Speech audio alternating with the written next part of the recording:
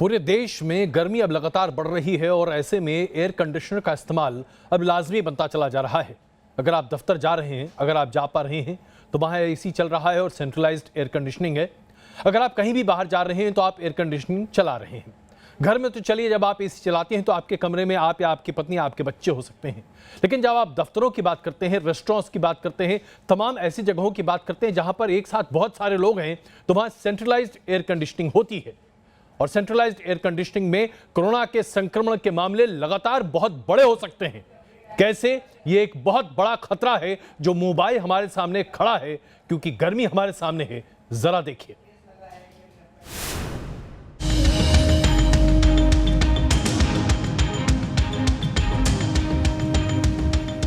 Centralised AC वाले restaurant corona का ठिकाना। सेंट्रलाइज्ड एसी वाले दफ्तर कातिल वायरस का आशियाना। सेंट्रलाइज्ड एसी वाले स्कूलों में बड़ी मुसीबत। सेंट्रल एसी वाले अस्पताल और मॉल कातिल वायरस से महफूज नहीं। सेंट्रलाइज्ड एसी वाला हर घर कोरोना का संभावित शिकार। सेंट्रलाइज्ड एसी से लैस देश की संसद में भी संक्रमण का खतरा। राज्यों की विधानसभा, वीपीओ दफ्तर, आईटी कंपनियों का ऑफिस, हर वो जगह जहां सेंट्रलाइज्ड एसी गर्मी से राहत दिलाने के लिए लगाया गया है वो खतरनाक है। कोरोना संक्रमण के लिहाज से रेड जोन है। कोरोना वायरस के इस दौर में सेंट्रलाइज्ड एसी की ठंडी ठंडी कूल हवा भी घातक हो सकती है। इस तरह का दावा सिर्फ सोशल मीडिया पर वायरल मैसेज में ही नहीं किया जा रहा, बल्कि कई स्टडीज भी ऐसा ही दावा कर रही हैं। सेंट्रलाइज्ड एसी को कोरोना संक्रमण की वजह बता रही हैं। इन स्टडी के मुताबिक सेंट्रल एसी जो किसी बड़ी जगह जैसे मॉल, दफ्तर, हॉस्पिटल या भीड़भाड़ वाली जगहों पर लगे होते हैं, उनसे कोरोना वायरस फैल सकता है। तो क्या है इस दावे की हकीकत? सेंट्रलाइज्ड एसी से ड्रॉपलेट ट्रांसमिशन का दावा कितना सच है, आपको बताएंगे आगे। आप बने रहिए न्यूज़ नेशन के साथ। ये खबर हमारे लिए इसलिए महत्वपूर्ण है क्योंकि अब जैसे गर्मी आ रही है, वैसे ही सेंट्रलाइज्ड एयर कंडीशनिंग का इस्तेमाल बड़े पैमाने पर होता दिखाई देगा। लॉकडाउन खत्म होने के बाद संक्रमण बढ़ने की आशंका इसलिए बढ़ जाएगी क्योंकि सेंट्रलाइज्ड एयर कंडीशनिंग में आपके लिए खतरा और ज्यादा बढ़ जाएगा। चीन ने यह स्थापित कर दिया है और इसे साबित करके बताया है एक पूरे नमूने के साथ कि आखिरकार सेंट्रलाइज्ड एयर कंडीशनिंग या एयर कंडीशनिंग अगर किसी जगह पर है, जैसे कि किसी रेस्टोरेंट में, तो वहां पर अगर कोरोना का संक्रमित कोई मरीज है तो वो उस पूरे रेस्टोरेंट में, पूरे मॉल में, तमाम जगहों पर कैसे हर किसी को संक्रमित कर सकता है। देखिए, क्योंकि ये विस्तृत तरीके से हम आपको बता रहे हैं, हम आपको चेता रहे हैं। कहर बरसाते सूरज की गर्मी से राहत के लिए एसी की ठंडी बयार किसे अच्छी नहीं लगती, लेकिन इस कोरोना काल में सेंट्रलाइज्ड एसी का इस्तेमाल कातिल वायरस के संक्रमण की वजह बन सकता है। ये महज दावा नहीं है, बल्कि चीन में ऐसा ही एक मामला सामने आ चुका है। इससे जुड़ी स्टडी के नतीजे centres for disease control and prevention America ने पब्लिश किए हैं। सेंट्रलाइज्ड एयर कंडीशनिंग सिस्टम से संक्रमण का मामला चीन के ग्वांगझू शहर में देखा गया है। 24 जनवरी को यहाँ के एक रेस्तरां में कोरोना संक्रमित शख्स अपने परिवार के साथ आया था। इसके जरिए रेस्तरां में बैठे कई परिवार कोरोना संक्रमित हो गए। सबसे पहले रेस्तरां में मौजूद शख्स ने अपनी टेबल पर मौजूद 4 लोगों को संक्रमित कर दिया। इतना ही नहीं, सेंट्रलाइज्ड एसी से निकली हवा से वायरस ने दूसरों को संक्रमित कर दिया। स्टडी के मुताबिक कोरोना संक्रमण एसी की वजह से हुआ, जिसमें संक्रमित शख्स की खांसी या छींक से फैले ड्रॉपलेट्स एसी के तेज एयर फ्लो की वजह से जल्दी से फैल सके होंगे। एक संक्रमित शख्स ने अपनी टेबल से 1 मीटर दूरी पर 2 टेबल पर मौजूद 5 लोगों को संक्रमित कर दिया। वैसे सामान्य तौर पर यह वायरस संक्रमित की खांसी, थूक या छींक से निकले वाटर ड्रॉपलेट्स के साथ हवा में तैरते हैं और किसी सतह पर बैठ जाते हैं, क्योंकि ठोस सतह पर ये ज्यादा देर तक रह पाते हैं। इस नतीजे के बाद माना जा रहा है कि अगर टेबल्स के बीच दूरी ज्यादा होती या फिर खिड़कियां खुली होती ताकि हवा बाहर आ जा सके, तो संक्रमण टाला जा सकता था। पीआईबी के फैक्ट चेक ट्विटर अकाउंट पर भी सेंट्रलाइज्ड एसी को सुरक्षित नहीं बताया गया है। एसी चलाने में कोई प्रॉब्लम नहीं है, जो विंडो एसी हो। जहां बड़ी इस्टेब्लिशमेंट्स हैं, हॉस्पिटल्स हैं और बड़ी इस्टेब्लिशमेंट्स हैं जहां पे सेंट्रल एसी है, वहां पे प्रॉब्लम हो सकती है। अगर कोई पॉजिटिव पेशेंट्स भी जहां पे रखे जाते हैं तो वहां पे प्रॉब्लम हो सकती है एसी चलाने में। जानकारों के मुताबिक कोरोना वायरस 25 से 30 डिग्री सेल्सियस पर अच्छा ग्रोथ करता है। ह्यूमिडिटी 45 से 50% होनी चाहिए। अगर हम तापमान कम करते हैं किसी भी माध्यम से, चाहे वो स्प्लिट एसी ही क्यों ना हो, वो उसकी ग्रोथ को प्रमोट करेगा। जहां सेंट्रल कंडीशनिंग है, वहां अगर कोई संक्रमण वाला व्यक्ति जाता है, खांसता है, छींकता है, तो एयर हैंडलिंग यूनिट एयर को खींच लेगी और संक्रमण एयर कंडीशनिंग के डक्ट में चला जाएगा और वहां से एक कमरे से दूसरे कमरे में जाने की संभावना बढ़ जाती है। जानकारों के मुताबिक कोरोना काल में एयर कंडीशनिंग सिस्टम से दूर रहना ही बेहतर होगा। Team news nation. देखा आपने किस तरह से ये बहुत बड़ा खतरा है जो अभी भी मुंहबाए हमारे सामने खड़ा है, लेकिन उससे भी बड़ा खतरा अब हिंदुस्तान के सामने ये है कि जैसा हमने आपको कल दिखाया था, कोरोना के संक्रमण के जो लक्षण हैं वो अब न के बराबर दिखाई दे रहे हैं हिंदुस्तान में कोरोना संक्रमित मरीज के बीच में। यानी कि आप कोरोना से संक्रमित हैं, आपको पता ही नहीं चलेगा। तकरीबन 14 दिन तक नहीं बल्कि 21 दिन या शायद उससे भी ज्यादा तक आपको पता ही नहीं चलेगा कि आप कोरोना से संक्रमित हैं और आप दूसरों को भी संक्रमण पास कर रहे हैं। इसे कहते हैं एसिम्प्टोमेटिक कोरोना पेशेंट्स। और ये हमारे लिए सबसे बड़ा खतरा बन रहा है क्योंकि हाल के बीते एक हफ्ते में ऐसे मरीज सबसे ज्यादा हिंदुस्तान में पाए जा रहे हैं।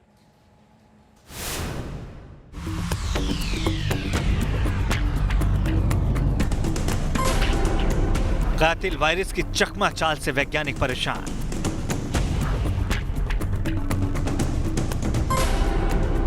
कोरोना वायरस की सीक्रेट चाल से फैल रहा है संक्रमण का जाल।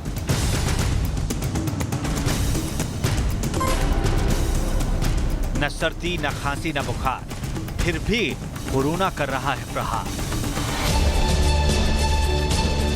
दिल्ली और मुंबई के अलावा कई जगह एसिम्प्टोमेटिक कोरोना पॉजिटिव मरीज पाए गए हैं, यानी ऐसे कोरोना पॉजिटिव जिनमें कोरोना का कोई लक्षण दिखाई नहीं दिया। भारतीय चिकित्सा अनुसंधान परिषद यानी कि ICMR के मुताबिक भारत में कोरोना वायरस के 80% मामलों में संक्रमण के लक्षण दिखे ही नहीं। और यही बेहद परेशान करने वाली बात है। सिम्प्टोमेटिक कोरोना के लक्षण में निमोनिया, तेज बुखार, तेज दर्द, सांस लेने में तकलीफ, खांसी, जुकाम और किडनी लीवर में तकलीफ अहम है। लेकिन एसिम्प्टोमेटिक कोरोना का कोई लक्षण नहीं दिखता है, लिहाजा ये बड़ी परेशानी बन रहा है। देश में सबसे ज्यादा कोरोना वायरस के मरीज महाराष्ट्र में है और महाराष्ट्र में असिम्प्टोमेटिक यानी जिनको कोई लक्षण नहीं, ऐसे कोरोना वायरस पॉजिटिव मरीजों की संख्या बहुत बड़ी तादाद में है। सरकार ने कल एक प्रेस नोट जारी किया था, इसमें उन्होंने ये बताया था कि 4,666 जो कुल कोरोना वायरस के मरीज़ है उसमें से 2,300 की उन्होंने जांच की, तो उसमें ये पाया गया कि लगभग 81% जो मरीज़ है वो कोरोना वायरस के उनमें कोई लक्षण नहीं, यानी वो असिम्प्टोमेटिक है। असिम्प्टोमेटिक लोगों की जो तादाद बढ़ रही है, मरीजों की तादाद बढ़ रही है, वो महाराष्ट्र सरकार के लिए चिंता का विषय है। इसलिए महाराष्ट्र सरकार रैंडम टेस्ट करने जा रही है और ऐसे में अब तक 71,000 लोगों की टेस्टिंग हुई है। राजधानी दिल्ली में ऐसे कई मामले सामने आए हैं जिनमें कोरोना का कोई लक्षण नहीं दिखा, फिर भी टेस्ट में वो पॉजिटिव पाए गए। वेस्ट दिल्ली में रैंडम टेस्ट में एक ही एरिया के 27 लोगों की रिपोर्ट पॉजिटिव आने से कोरोना का खतरा बढ़ चुका है। अब पूरे तिलक विहार इलाके को सील करने के आदेश दिए गए हैं। ज्यादातर पॉजिटिव मरीजों में कोरोना के लक्षण दिखे ही नहीं थे, लेकिन रिपोर्ट में कोरोना पॉजिटिव निकला। दिल्ली, मुंबई के अलावा अलग अलग जगहों से ऐसे एसिम्प्टोमेटिक पेशेंट देखने को मिले जो कोरोना पॉजिटिव तो थे, लेकिन उनमें संक्रमण के लक्षण नहीं थे, यानी सूखी खांसी, तेज बुखार और सांस लेने में दिक्कत कुछ भी नहीं। उनमें से कुछ लोग प्री सिम्प्टोमेटिक भी हो सकते हैं, यानी वो पेशेंट जिनमें आज तो लक्षण नहीं है लेकिन 4 से 5 दिनों के बाद लक्षण हो सकते हैं। ये वो साइलेंट स्प्रेडर हैं जिन्हें खुद ही नहीं पता होता कि वो कोरोना पॉजिटिव हो गए और जो सोसाइटी में इस तरह के संक्रमण को फैला सकते हैं। लिहाजा ICMR और राज्य सरकारों ने मिलकर कई कदम उठाए हैं, जिसके तहत रैंडम सैंपलिंग की जाएगी, पूल टेस्टिंग की जाएगी, एंटीबॉडी टेस्ट होंगे, ताकि रैपिड तरीके से ये पता किया जा सके कि ऐसे लोग सोसाइटी में कितने हैं जो साइलेंट स्प्रेडर है और जो साइलेंट तरीके से संक्रमण को फैला सकते हैं। वीडियो जर्नलिस्ट कमल के साथ राहुल डवास, न्यूज़ नेशन, दिल्ली। लेकिन इसमें सबसे बड़ा धक्का इस बात से लगा है कि रैपिड टेस्ट अगले 2 दिनों तक पूरे देश में कहीं नहीं हो पाएंगे। 2 दिनों तक रैपिड टेस्ट नहीं हो पाएंगे। वो इस वजह से क्योंकि राजस्थान सरकार ने साबित कर दिया है कि जो किट इस्तेमाल किया जाता है रैपिड टेस्ट करने के लिए वो फेल हो रही है और चूंकि वो फेल हो रही है इसलिए उसका कोई मतलब नहीं है। जाहिर सी बात है, जहां पर कोरोना का संक्रमण लगातार बढ़ रहा है हिंदुस्तान में, रैपिड टेस्ट के फेल होने से या उसे रोके जाने से अब यह संक्रमण की जो स्प्रेड है, जो इसकी पहुंच है, वो समझ में नहीं आएगी।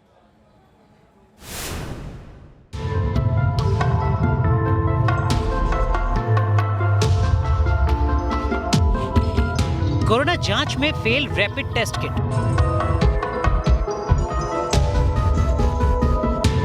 रैपिड टेस्ट किट के 95% नतीजे गलत।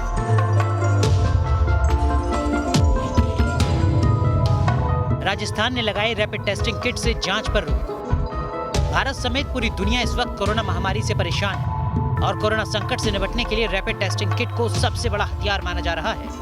ऐसे में भारत में कई राज्यों में जब रैपिड टेस्ट किट का प्रयोग शुरू हुआ तो उससे कोरोना जांच में तेजी आने की उम्मीद जग गई। लेकिन अब ये उम्मीद टूटती नजर आ रही है, क्योंकि भारत में सबसे पहले रैपिड टेस्ट किट का प्रयोग करने वाले राजस्थान में इस किट के प्रयोग पर रोक लगा दी गई है। दरअसल जयपुर के एसएमएस अस्पताल में रैपिड टेस्ट किट से जब 100 कोरोना संक्रमितों का टेस्ट किया गया तो इस किट ने उनमें से 95% नतीजों को नेगेटिव बता दिया और रैपिड टेस्ट किट की सफलता का दर सिर्फ 5% पाया गया। इसके बाद डॉक्टरों ने इसकी रिपोर्ट प्रदेश सरकार और आईसीएमआर को भेज दी, जिसके बाद राजस्थान सरकार ने रैपिड टेस्ट किट से जांच पर ही रोक लगा दी। राजस्थान सरकार ने बड़ा फैसला लेते हुए रैपिड किट से जांच बंद कर दी है, यानी अब राजस्थान में जांच रैपिड किट से नहीं हो रही है। इसकी बड़ी वजह रही जांच के दौरान रैपिड किट का डाउटफुल होना। दरअसल डॉक्टर्स ने 100 ऐसे मरीजों की जांच रैपिड किट से की जो पॉजिटिव थे, लेकिन रैपिड किट की जो रिपोर्ट आई वो बेहद चौंकाने वाली बात थी। 95% पॉजिटिव मरीज रैपिड किट की जांच में नेगेटिव बताए गए, महज 5 लोगों को ही पॉजिटिव बताया गया। राजस्थान में रैपिड टेस्ट किट के पहले लॉट के 95% रिपोर्ट गलत आने के बाद अब दूसरे लॉट की किट से टेस्ट किया जा रहा है, जिससे पता लगाया जा सके कि कहीं पहले लॉट का केस फॉल्टी तो नहीं आ गया। भाई इनका जो कोरिलेशन है वो इनका 90% हम एक्सपेक्ट कर रहे थे, लेकिन वो आया 5.4। इसका मतलब 0 ही है। ऐसी परिस्थिति में हमने जितना भी प्रोसीजरल कोई कमी नहीं रखी, प्रोसीजर को पूरा अडॉप्ट किया। आईसीएमआर ने जो गाइडलाइन इन टेस्ट को करने के लिए जारी की थी उनका भी पूरा ध्यान रखा गया। उसके बावजूद एक्यूरेसी पे खरा नहीं उतर रहे तो फिर हमने इन टेस्ट को रोक दिया। अभी हमने रैपिड किट से जांच अभी हमने आज रोक दी है अभी, क्योंकि जो आपने बता रहे हैं कि उसमें से 95% लोगों को जो जांच नेगेटिव दिखाई, इसलिए अभी हम जांच रोकी हुई है। हम वापस पीसीआर से जांच शुरू कर रहे हैं लोगों की। रामगंज क्षेत्र की विशेषकर रामगंज क्षेत्र के आसपास क्षेत्र में हम इस पर विशेष जोर देंगे, तो जाँच प्रक्रिया लगातार जारी रहेगी। रैपिड एंटीबॉडी टेस्ट से ही पता चलता है कि उसमें कोरोना वायरस से लड़ने वाली एंटीबॉडी बन रही है या नहीं, यानी ये कोरोना मरीजों की संभावित पहचान करने में मददगार है। इस टेस्ट से पता चलता है कि शरीर में कोरोना वायरस आया था या नहीं। एंटीबॉडी पॉजिटिव आती है तो पीसीआर करवाने की सलाह दी जाती है। अगर पीसीआर भी पॉजिटिव आए तो कोरोना कंफर्म हो जाता है। रैपिड टेस्टिंग किट इसको इसलिए कहा गया है कि ये टेस्ट रिजल्ट 15 मिनट में देता है, रैपिडली देता है, और ये एक प्रेगनेंसी टेस्ट किट की तरह होता है। इसको हॉट जोन में या क्लस्टर कंटेनमेंट जोन में सर्विलेंस के लिए, स्क्रीनिंग के लिए, या जिन पेशेंट में इन्फ्लुएंजा लाइक सिम्टम्स होते हैं उनके लिए किया जाता है, और रैंडम टेस्टिंग के लिए भी किया जाता है। साफ है, अगर रैपिड टेस्ट किट की दूसरी रिपोर्ट भी फेल होती है तो कोरोना के खिलाफ जंग में ये बड़ा झटका हो सकता है। Team news nation. कोरोना के खिलाफ हमारी इस लड़ाई में सबसे बड़ा नुकसान हमें झेलना पड़ रहा है हमारे कोरोना वॉरियर्स के संबंध में, यानी कि वो पुलिस अधिकारी जो सड़कों पर या बाहर निकलकर कोरोना संक्रमित मरीजों या फिर तमाम इलाकों की नाकेबंदी कर रहे हैं, वो डॉक्टर्स और नर्स जो लगातार रात दिन मेहनत कर लोगों की जान बचाने में लगे हुए हैं। लेकिन बड़ी संख्या में पुलिसकर्मी और डॉक्टर नर्स प्रभावित हो रहे हैं, संक्रमित हो रहे हैं कोरोना से। उनके बचाव के रास्ते भी कम हैं, कई अस्पतालों को बंद भी करना पड़ रहा है। कोरोना वॉरियर्स की ये हारती लड़ाई हमारे लिए सबसे बड़ी चिंता का विषय है।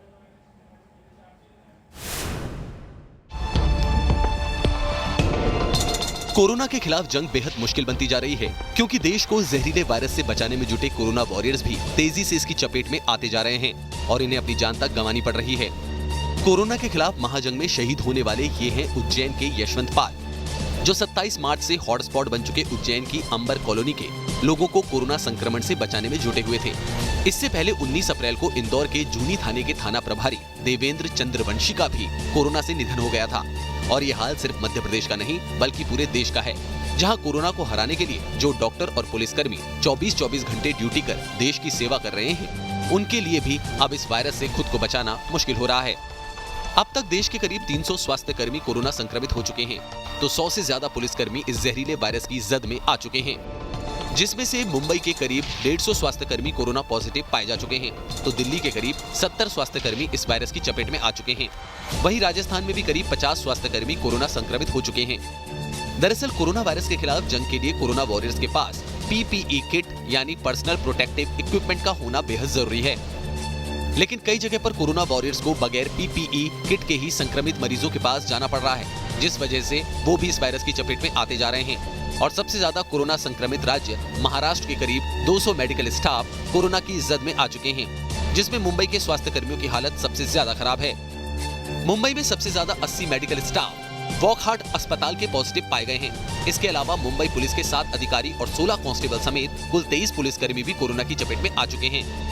महाराष्ट्र के बाद कोरोना संक्रमण के दूसरे सबसे ज्यादा केस देश की राजधानी दिल्ली से निकलकर सामने आ रहे हैं, क्योंकि कोरोना वाली जमात ने दिल्ली में हर तरफ संक्रमण फैला दिया है और इस वजह से दिल्ली के कई कोरोना वॉरियर्स इसकी चपेट में आ चुके हैं। दिल्ली के कैंसर इंस्टीट्यूट में सबसे ज्यादा 25 स्वास्थ्य कर्मी कोरोना पॉजिटिव पाए गए हैं। इसके अलावा एम्स के 1 डॉक्टर, सफदरजंग अस्पताल के 2 रेजिडेंट डॉक्टर और लेडी हार्डिंग और कलावती अस्पताल के कुल 10 डॉक्टर और नर्स संक्रमित हो चुके हैं। इसके अलावा चांदनी महल और नबी करीम इलाके के कुल 11 पुलिसकर्मी भी संक्रमित हो चुके हैं। हिंदुस्तान में कोरोना का कहर लगातार बढ़ता जा रहा है और आज दूसरे चरण के लॉकडाउन का 7वां दिन है। इस वक्त हम चांदनी महल इलाके में हैं और ये एरिया भी दिल्ली के हॉटस्पॉट एरिया में से एक है, जिसको पूरी तरह से सील कर दिया गया है। और ये एक वो एरिया है जहाँ पे दिल्ली पुलिस के जवान भी खुद कोरोना वायरस की चपेट में आ गए हैं। राजधानी का चांदनी महल पुलिस स्टेशन कोरोना वायरस का नया हॉटस्पॉट बन गया है। आपको बता दें कि दिल्ली में 16 पुलिसकर्मी कोरोना पॉजिटिव हैं, जिसमें से 8 चांदनी महल थाने के हैं। चांदनी महल पुलिस स्टेशन के 5 पुलिसकर्मी पॉजिटिव पाए गए हैं। इससे पहले 3 पहले भी कोरोना पॉजिटिव पाए गए थे। वॉरियर्स पर वायरस का ये अटैक सिर्फ दिल्ली और मुंबई में नहीं हो रहा है, बल्कि देश के ज्यादातर राज्यों के स्वास्थ्यकर्मी और पुलिसकर्मी कोरोना की चपेट में आते चले जा रहे हैं, जो कोरोना के खिलाफ जंग के लिए बहुत बड़ा झटका माना जा रहा है। Team news nation. जहां पूरे देश में जद्दोजहद इस बात की हो रही है कि कैसे लोगों की जान बचाई जाए कोरोना के संक्रमण से, वहीं कुछ लोगों का व्यवहार चिंताजनक नहीं बल्कि बहुत दुखद है। जिस तरह से लोग व्यवहार कर रहे हैं कोरोना वॉरियर्स के साथ, चाहे वो पुलिस हो या फिर डॉक्टर या नर्स, इसे क्या कहा जाए? इसे बददिमागी नहीं कहेंगे, इसे बदमाशी कहेंगे, इसे जाहिलपन कहेंगे। हमारा एक्सपेक्टिंग होगा, बिल्कुल सही पदाधिकारी है, सीनियर पदाधिकारी, एग्रीकल्चर पदाधिकारी, हम पदाधिकारी यहाँ कहीं इंचार्ज हूँ। अभी हम 12 वर्ष से मामला तू अभी अंदर आता। तो ये है सुशासन बाबू का बिहार, जहां नियम कायदे की तामील करवाने वालों, लॉकडाउन का ब्रेकडाउन करने वालों, सख्ती करने वाले कोरोना कर्मवीरों की कोई हैसियत नहीं। तस्वीरें इसकी गवाह हैं। अररिया में इस सिपाही को सरेआम सिर्फ इसलिए बेइज्जत किया गया, सबके सामने सिर्फ इसलिए उठक बैठक करवाया गया क्योंकि इसने एक बड़े अफसर को कानून की ताकत दिखाई थी। लॉकडाउन का पास न होने के बावजूद मटर गश्ती कर रहे जिला कृषि पदाधिकारी पर फाइन लगाया था, और ये तौहीन सिपाही के सीनियर की मौजूदगी में उसके हुक्म पर। कोरोना वॉरियर्स के साथ हुई शर्मनाक हरकत पर जब हंगामा मचा तो सुशासन बाबू के अफसरान डैमेज कंट्रोल में जुट गए। जांच के दावे किए जाने लगे, इंसाफ होने का फरमान सुनाया जाने लगा। आज पूरा देश देख रहा है, सबको खराब लग रहा है और सरकार के मामला संज्ञान में है, और ये सरकार किसी को माफ करने वाली नहीं है, इतना मैं भी जानता हूँ। एक तरफ बिहार सरकार कोटा में फंसे बिहार के छात्रों को लाने से साफ इनकार कर रही है। सुशासन बाबू इस पर सियासत करने से बाज नहीं आ रहे। वहीं तमाम हंगामे के बीच बिहार में बीजेपी विधायक को अपने लाल को कोटा से लाने का पास मिल जाता है। अनिल सिंह जी, आप पर लगातार आरोप लग रहा है कि आप कोटा गए, वहां से आपने अपनी बच्ची को लाया और अपने सरकारी गाड़ी का विधानसभा गाड़ी का इस्तेमाल किया। कि मैंने जो अपने गाड़ी फॉर्चूनर 0061 इस गाड़ी से ट्रैवलिंग किया है और अपने बच्चों को लेकर आया हूं, और मैंने कोई ऐसा काम नहीं किया जो विधि के खिलाफ हो। पत्थरबाजी की तस्वीरें राजस्थान के जोधपुर के खास मंडी इलाके में पुलिस पर पत्थरबाजी कर दी गई। यहाँ से पुलिस ने 2 लोगों को गिरफ्तार किया है। गश्त के दौरान कुछ लोग बाहर टहल रहे थे, उसको रोका-टोकी की गई, तो उसमें कुछ युवक उलझ गए। उनमें से एक ने पत्थर ऊपर से छत से फेंका, जिससे उसके कान के ऊपर चोट लगी। 2 लोगों को इसमें गिरफ्तार कर लिया गया है। कर्नाटक के मैसूर में आशा वर्कर के साथ सिर्फ इसलिए अभद्रता की गई क्योंकि उसने लोगों को मास्क लगाने के लिए कहा था। ये तस्वीरें कोरोना कर्मवीरों के साथ रोजाना आ रही दिक्कतों को बयां कर रही हैं। एक तरफ कोरोना का संक्रमण राष्ट्रपति भवन तक पहुंच गया है, वहीं दूसरी तरफ देश के अलग अलग हिस्सों में लोग लॉकडाउन का ब्रेकडाउन करने पर उतारू। हम इस वक्त मौजूद हैं दिल्ली की आज़ादपुर मंडी में, जहां पर कहा गया था कि इस मंडी में सोशल डिस्टेंसिंग का पूरा ध्यान रखा जा रहा है, लेकिन आप देख सकते हैं कि किस तरीके से यहाँ पर सोशल डिस्टेंसिंग की किस तरीके से धज्जियाँ उड़ाई जा रही हैं। आप देख सकते हैं कि किसी को भी कोरोना वायरस का कोई ख़तरा नज़र नहीं आ रहा है। यहाँ पे जो है दिल्ली पुलिस के जवान भी हैं और DCDW के यहाँ पे जवान भी तैनात हैं। बावजूद इसके जो है ये इस भीड़ को संभालने में नाकामयाब साबित हो रहे हैं। तो कहीं ना कहीं ये लोग जो है खुद तो ख़तरे में पड़ रहे हैं, साथ ही साथ जो है दूसरे लोगों को भी ख़तरे में डाल रहे हैं। वीडियो जर्नलिस्ट जैनेंद्र के साथ वाजिद अली, न्यूज़ नेशन, दिल्ली। इस बीच आइए आपको दिखाते हैं पालगढ़ में 2 संतों की हत्या को लेकर राजनीति गर्म हो रही है। जहां भारतीय जनता पार्टी CBI जांच की मांग कर रही है, वहीं तमाम राजनीतिक दल भारतीय जनता पार्टी का विरोध कर रहे हैं। पालगढ़ कांड पर संत समाज गुस्से में है तो आम लोगों का आक्रोश भी नजर आ रहा है। सोशल मीडिया में इस घटना को लेकर लोगों का गुस्सा साफ देखा जा सकता है। घटना के 2 दिन बाद हरकत में आई महाराष्ट्र पुलिस ने दनादन छापेमारी कर 110 लोगों को गिरफ्तार किया, लेकिन साधु संतों को महाराष्ट्र पुलिस पर भरोसा नहीं है। वो मॉब लिंचिंग की इस घटना के पीछे किसी बड़ी साजिश का अंदेशा जाहिर कर रहे हैं और CBI जांच की मांग पर अड़े हुए हैं। भारत सरकार और महाराष्ट्र सरकार दोनों से हम मांग करते हैं कि समूचे प्रकरण की और इसमें पुलिस के संलिप्तता की जांच करवा करके इसे NIA अथवा CBI के हवाले करें। लॉकडाउन के दरमियान महाराष्ट्र के पालघर में जूना अखाड़े के 2 सन्यासियों की हत्या अब राजनीतिक रंग लेती दिख रही है। बीजेपी इस मामले को लेकर आक्रामक नजर आ रही है। न्यूज नेशन से बातचीत में बीजेपी प्रवक्ता संबित पात्रा ने संतों की हत्या को साजिश करार देते हुए महाराष्ट्र की उद्धव सरकार पर हमला बोला। ये आक्रमण कम्युनिस्ट गुंड्स का है, ये उन्हीं गुंडों का है, अर्बन नक्सलियों का है। और तभी ये जो अवार्ड वापसी गैंग है, जो अर्बन नक्सली है, जो गौतम नौलखा से लेकर तमाम नक्सलियों का समर्थन करते हैं, वो सारे के सारे चुप बैठे हुए हैं। निश्चित तौर पर यह हत्या का मामला है, यह एक नरसंहार है। संतों की हत्या का यह मामला 16-17 अप्रैल की दरमियानी रात का है। पालघर कांड में महाराष्ट्र की उद्धव सरकार की मुसीबत बढ़ चुकी है। कोरोना को लेकर उद्धव ठाकरे पहले ही विपक्ष के निशाने पर थे। अब पालघर में संतों की मौत के बाद विपक्ष के आक्रामक तेवर ने उनकी मुश्किलें और बढ़ा दी है। Team news nation.